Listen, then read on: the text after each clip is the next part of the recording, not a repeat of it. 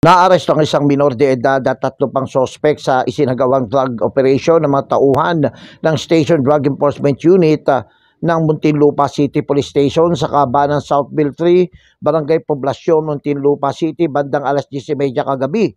Kinilalang 4 na sospek na nahuli sa gitna ng possession ay sina Edencio Amaro Idula, 53 years old, Carlito Roa Jr. E. Gonzales, 33 years old, Jomar Nipas E. Morcoso, 43 years old, at isang alias JM na 17 taong gulang.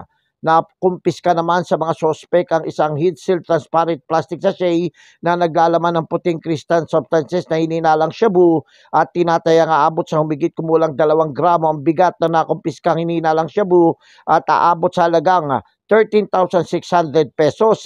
Dinala na